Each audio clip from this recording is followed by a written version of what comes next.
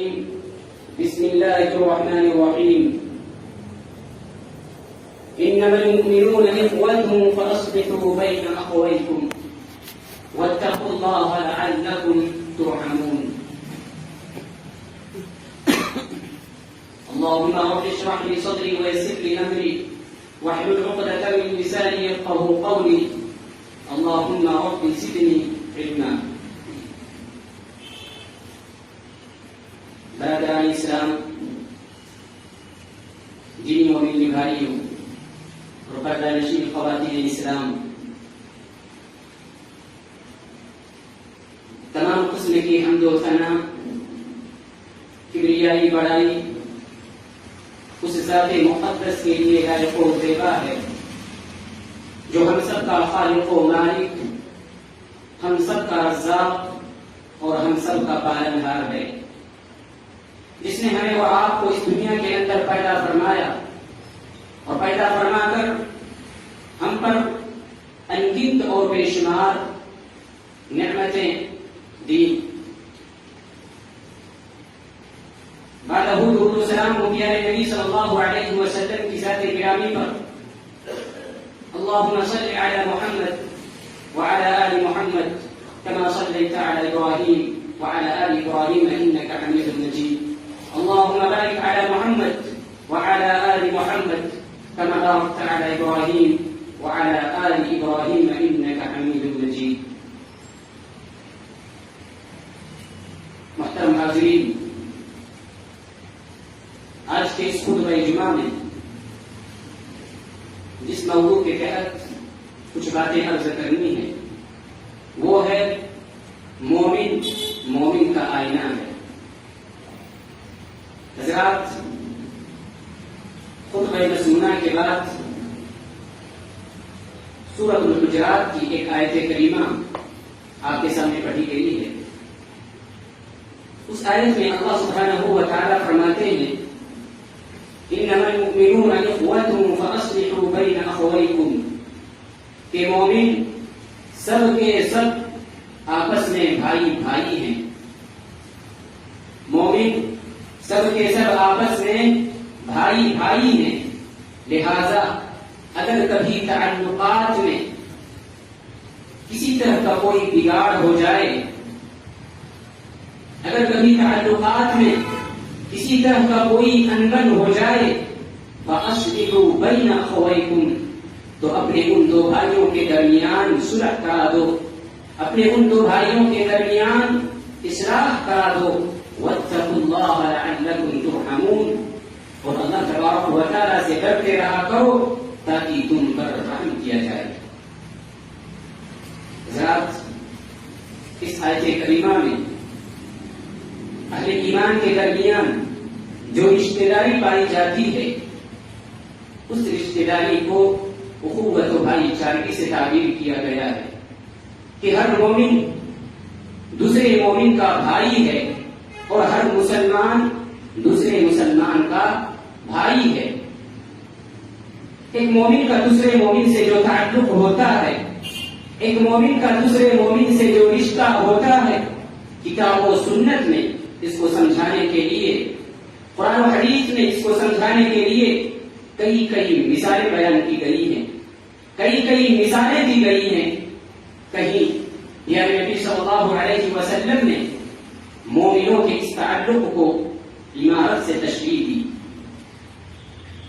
کہا کہ جس طرح بلڈنگ اور عمارت کی ہر اینٹ دوسری اینٹ کے ساتھ پیوست ہوتی ہے، دوسری اینٹ کے ساتھ ملی ہوئی، لگی ہوئی اور جمی ہوئی ہوتی ہے، اسی طرح ایک مومن بھی دوسرے مومن کے ساتھ ملا ہوا، لگا ہوا اور جڑا ہوا ہوتا ہے. اب صلی اللہ علیہ وسلم نے فرمایا المؤمن للمؤمن كالبنيان يشد بعضه بعضا، کہ ایک مومن کی مثال دوسرے مومن کے ساتھ، ایک مومن کا تعلق دوسرے مومن کے ساتھ، ایک مومن کا رشتہ دوسرے مومن کے ساتھ عمارت کی اینٹوں جیسا ہوتا ہے کہ جس طرح عمارت کی ہر اینٹ دوسری اینٹ کے ساتھ پیوست ہوتی ہے، دوسری اینٹ کے ساتھ ملی ہوئی، لگی ہوئی اور جڑی ہوئی ہوتی ہے، اہل ایمان کے درمیان بھی ایسے ہی الفت، محبت اور تعلقات میں گہرائی ہوتی ہے۔ کہیں مومنوں کے اس تعلق کو جسم سے تشبیہ دی گئی کہ جیسے جسم کے کئی اعضاء ہوتے ہیں، جیسے ایک جسم کے کئی حصے ہوتے ہیں، جیسے ایک جسم کے کئی پارٹس ہوتے ہیں، تو یہ سارے کے سارے اہل ایمان بھی گویا کہ ایک جسم کے کئی پارٹس ہیں، گویا کہ ایک جسم کے کئی حصے ہیں، گویا کہ ایک جسم کے کئی اعضاء ہیں۔ اللہ کے نبی صلی اللہ علیہ وسلم فرماتے ہیں مثل المؤمنین فی توادهم وتراحمهم وتعاطفهم مثل الجسد اذا اشتكى منه عضو تداعى له سائر الجسد بالسهر والحمى، کہ مومنوں کی مثال آپس میں ایک دوسرے کے ساتھ محبت کرنے میں، مومنوں کی مثال آپس میں ایک دوسرے کے ساتھ رحم و کرم کرنے میں، مومنوں کی مثال آپس میں ایک دوسرے کے ساتھ غمخواری اور ہمدردی کرنے میں مثل الجسد، ایک جسم کی مانند ہے کہ جب جسم کا کوئی حصہ، جب جسم کا کوئی پارٹ، جب جسم کا کوئی عضو درد میں مبتلا ہو جاتا ہے، تکلیف میں مبتلا ہو جاتا ہے، تو اس درد اور اس تکلیف کا احساس جسم کے سارے اعضاء کو ہوتا ہے، اس درد کا احساس جسم کے سارے پارٹس کو ہوتا ہے، اس تکلیف کا احساس جسم کے سارے حصے کو ہوتا ہے۔ تو کہا کہ اہل ایمان کا حصہ بھی، اہل ایمان کا رشتہ بھی ایسے ہی ایک جسم کی مانند ہے، جس میں واحد کی طرح ہے۔ اسی طرح ایک حدیث پاک کے اندر اللہ کے نبی صلی اللہ علیہ وسلم نے مومنوں کے اس تعلق کو ایک آئینے اور ایک مرر سے تشبیہ دیتے ہوئے آپ نے فرمایا المؤمن مرآۃ المؤمن، المؤمن مرآۃ اخیہ۔ آپ نے فرمایا کہ مومن کا آئینہ ہوا کرتا ہے، مومن کا آئینہ ہوا کرتا ہے، اور مومن اپنے بھائی کے لیے آئینے کی طرح ہے۔ میرے بھائیوں، اس حدیث پاک کے اندر اتنے گہرے معانی ہیں، اس حدیث پاک کے اندر اتنے گہرے مفاہیم ہیں کہ اس حدیث کا شمار جوامع الکلم میں ہوتا ہے۔ جوامع الکلم یہ پیارے نبی صلی اللہ علیہ وسلم کی خصوصیت ہے۔ آپ کو اللہ سبحانہ و تعالی نے یہ خصوصیت عطا کی تھی، یہ صلاحیت بخشی تھی کہ آپ جب بولتے تھے، آپ جو گفتگو فرماتے تھے، کہنے کے لیے، سننے کے لیے، پڑھنے کے لیے، لکھنے کے لیے آپ کی حدیثیں مختصر ہوا کرتی ہیں، لیکن ان مختصر احادیث میں معانی اور مفاہیم کے سمندر پوشیدہ ہوتے ہیں۔ تو حضرات، یہ جو پیارے نبی صلی اللہ علیہ وسلم نے فرمایا کہ المؤمن مرآۃ المؤمن،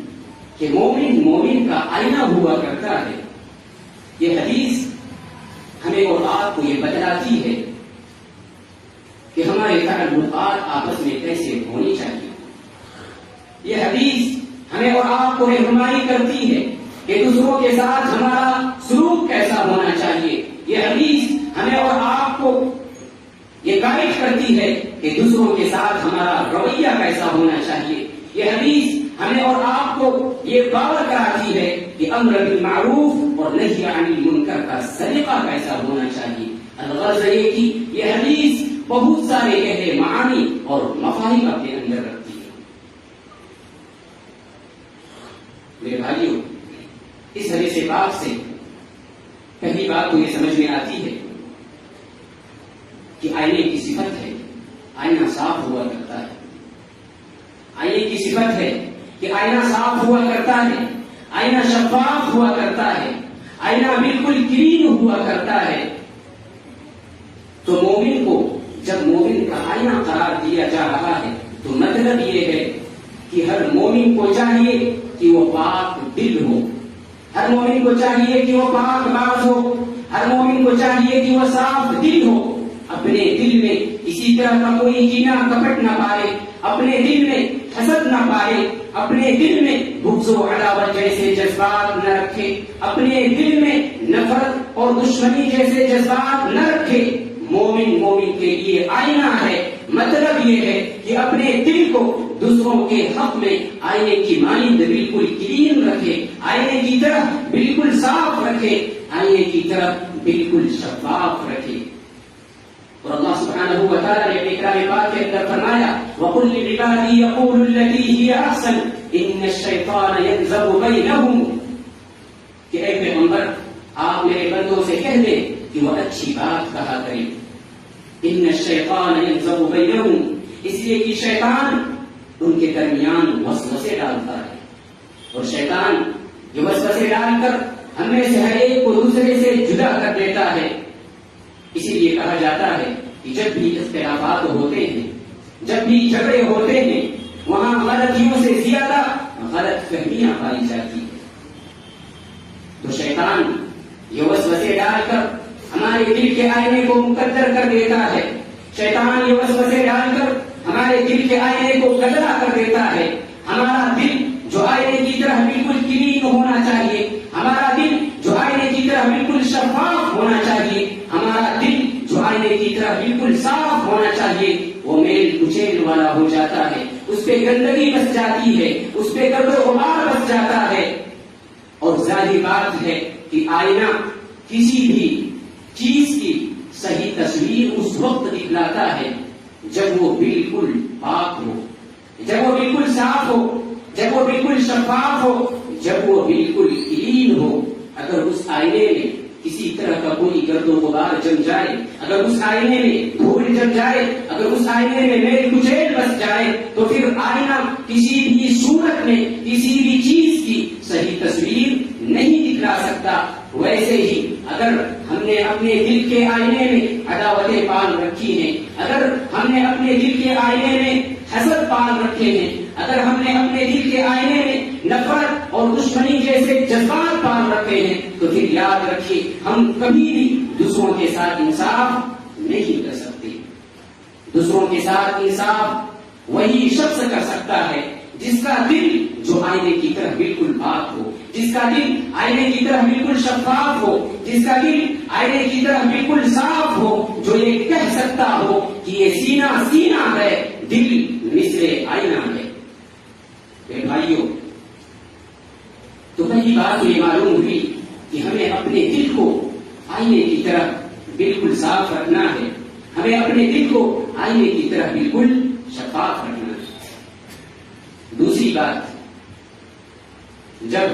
پیارے نبی صلی اللہ علیہ وسلم نے مومن کو مومن کا آئینہ قرار دیا ہے، تو اب ایک مومن کو یہ جاننا چاہیے کہ اس کے اندر کیا عیب ہے، اس کے اندر کیا خامی ہے، اس کے اندر کیا خرابی ہے، اس کے اندر کیا نقص ہے، اس کے اندر کیا کمزوری ہے۔ اور یہ ساری چیزیں اسے اسی وقت معلوم ہو سکتی ہیں جب وہ آئینے کے سامنے کھڑا ہوگا۔ جب تک وہ آئینے کے سامنے کھڑا نہ ہوگا تب تک اسے معلوم نہیں ہو سکتی کہ اس کے اندر کہاں عیب ہے، اس کے اندر کہاں خامی ہے، اس کے اندر کہاں خرابی ہے، اس کے اندر کہاں داغ ہے، اس کے اندر کہاں دھبے ہیں۔ جب وہ آئینے کے سامنے کھڑا ہوگا تو آئینہ اس کو بتلائے گا، آئینہ اس کو دکھلائے گا کہ دیکھو یہاں یہ داغ ہے، یہاں یہ دھبا ہے، یہاں یہ خرابی ہے، یہاں یہ خامی ہے۔ اس سے یہ معلوم ہوتا ہے کہ آج ہر کوئی خود کو اپنی جگہ بہت صحیح سمجھتا ہے، آج انسان خود کو اپنی جگہ بہت صحیح سمجھتا ہے۔ یہ انسان کی اس کے نفس کا شر ہے کہ انسان ہمیشہ اپنے آپ کو سب سے سچا اور سب سے اچھا سمجھتا ہے۔ یہ انسان کے اس کے نفس کا شر ہے۔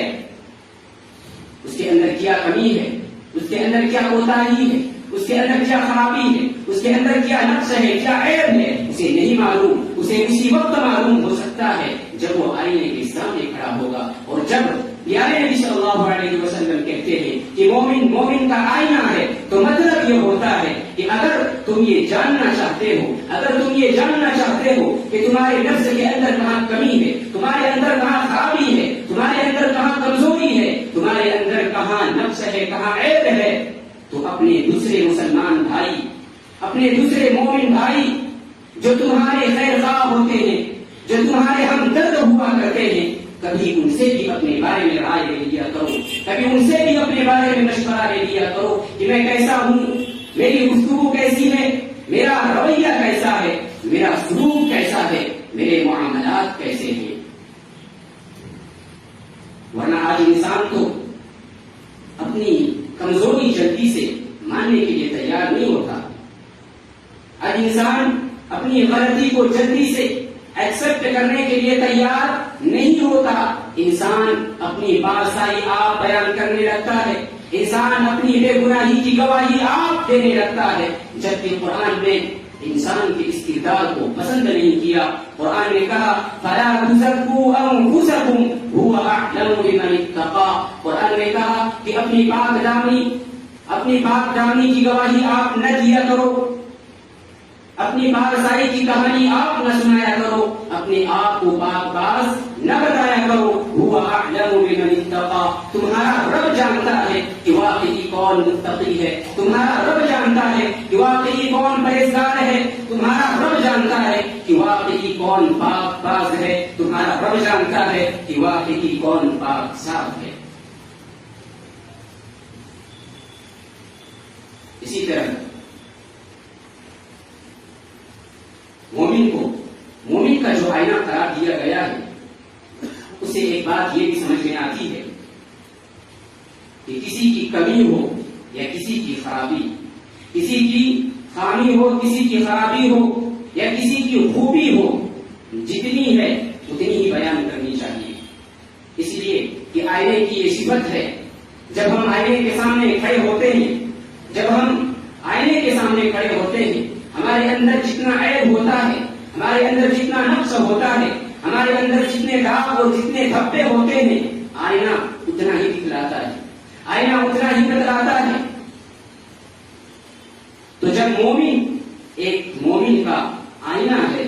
تو اسے بھی چاہیے کہ اپنے بھائی کے اندر جتنے عیب دیکھے، اپنے بھائی کے اندر جتنا عیب دیکھے، جتنا نقص دیکھے، جتنی کمزوری دیکھے، جتنی خامی دیکھے، اسے اتنی ہی بیان کرنی چاہیے۔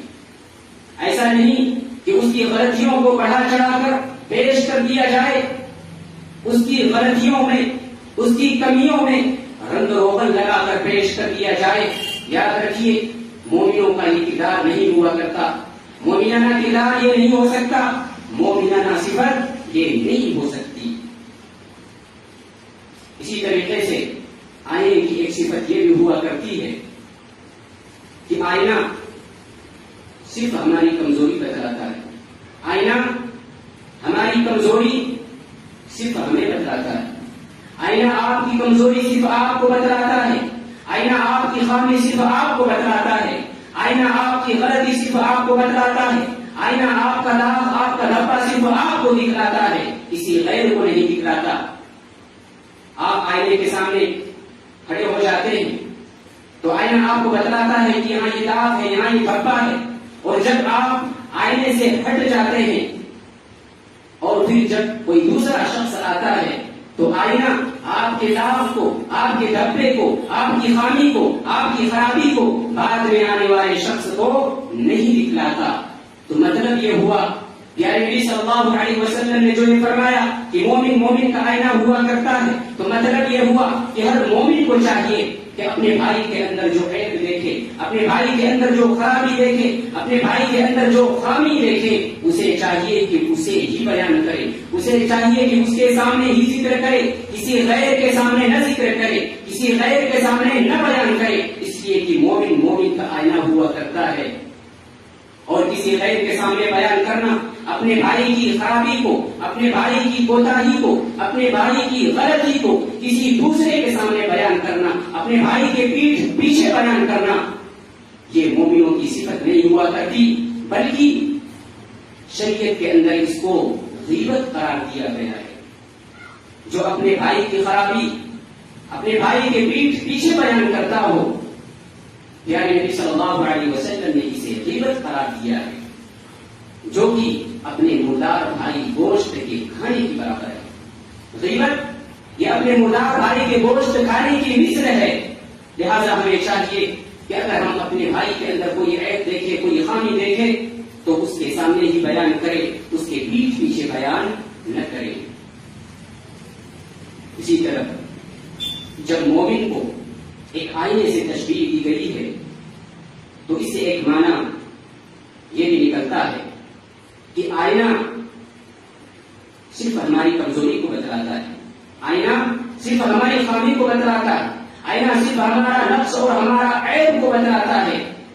وہ ہمارے عیب اور نفس کو بتلا کر، آئینہ ہماری خامی اور کوتاہی کو بتلا کر وہ ہمیں ذلیل اور رسوا نہیں کرتا۔ لہذا جب مومن کا آئینہ ہے تو یہ غلط ہے کہ کسی کی کمزوری کو اس طرح سے بیان کیا جائے، کسی کی غلطی کو اس طرح سے بیان کیا جائے، کسی کی خامی کو اس طرح سے بیان کیا جائے کہ بیچارے کی رسوائی اور مجلس میں اس کی ذلت ہو۔ کسی کی کمی کو بتانا ہو، کسی کی خرابی کو بتانا ہو، کسی کی کوتاہی کو بتانا ہو تو ایسے بتاؤ کہ اسے ذلت کا سامنا نہ کرنا پڑے، اسے رسوائی کا سامنا نہ کرنا پڑے، اسے لوگوں کے سامنے ذلیل اور رسوا نہ ہونا پڑے۔ اگر آپ کسی کے اندر کوئی کمزوری دیکھتے ہیں، اگر آپ کسی کے اندر کوئی خامی اور کوئی غلطی دیکھتے ہیں، کوئی نقص کوئی عیب دیکھتے ہیں تو آپ کو چاہیے کہ آپ اپنے بھائی ہی کے سامنے بیان کریں، آپ اپنے بھائی ہی کے سامنے بیان کریں۔ یعنی نبی صلی اللہ علیہ وسلم کے پاس جب کسی صحابی کی کوئی شکایت پہنچتی تو پیارے نبی صلی اللہ علیہ وسلم کسی کا نام نہیں لیا کرتے تھے،